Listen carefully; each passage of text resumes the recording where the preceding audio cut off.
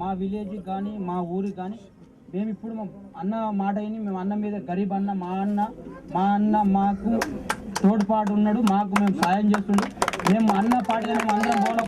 ఇక మీరు వచ్చారు మా విలేజ్కి, మాకు కొన్ని అందరికీ మీరు సహకారం చేయరు, మేము మీకు సహకారం చేస్తాం. మా విలేజ్ తరఫున మా తరఫున మీకు అందరు చేసి దయచేసి చెప్తున్నా.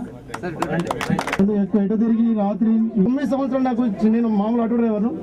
మీ పరిపాలన మండలంకి పోయినా ఒక సర్టిఫికేట్ కావాలన్నా చాలా ఒక జాగ్రత్తగా కొంచెం గట్టిగా మాట్లాడితే ఇచ్చారు సార్. ఇప్పుడు గట్టిగా మాట్లాడితే జేబులో 50 రూపాయలు పెట్టినా కూడా ఒక సర్టిఫికేట్ ఇస్తారు సార్. ప్రతి ఆఫీస్ పోయినా కానీ గవర్నమెంట్ హాస్పిటల్ కానీ రెస్పెక్ట్ లేదు సార్. కానీ మీ పరిపాలన ఉన్నాను మళ్ళీ భగవంతుడు నేను ఆంజనేయ స్వామిని మొక్తా సార్. ఆంజనేయ స్వామిని కోరుకుంటున్నాను. ప్రభుత్వం మరి మీరు ముఖ్యమంత్రి కావాలా? ముఖ్యమంత్రి అయితే కొండగట్టు మా తెలంగాణ దైవం కొండగట్టు ఆంజనేయ స్వామి దగ్గరికి చేసింది సార్.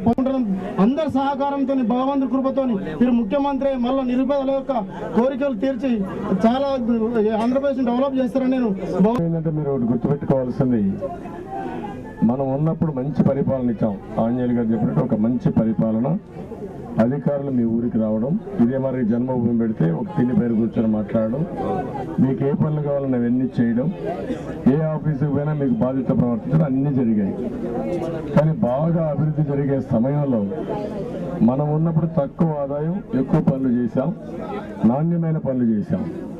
దానివల్ల ఆదాయం బాగా పెరిగే సమయంలో మనం ఓడిపోయాం. కాంగ్రెస్ వచ్చింది. మా తమ్ముడు చెప్పినట్టు కాంగ్రెస్ పార్టీ రాజశేఖర రెడ్డి ముఖ్యమంత్రి అయిన తర్వాత మనకేమీ చేయలే. అతను మాటలు మనకు చెప్పి మొత్తం డబ్బులన్నీ దోచేసుకున్నారు. ఉదాహరణకు ఒక విషయం చాలా ఉన్నటువంటివి. హైదరాబాద్లో నేను 1 ఎకరా భూమి ఇస్తే 1000 మందికి ఉద్యోగాలు ఇవ్వనివ్వాలి, 1000 మందికి ఉద్యోగాలు ఇచ్చేవాళ్ళు. అవన్నీ ప్రభుత్వ భూములు. దానివల్ల 1 లక్ష రూపాయలు ఉండేది వాల్యుయేషన్ బాగా పెరిగిపోయి 30 కోట్లు అయింది.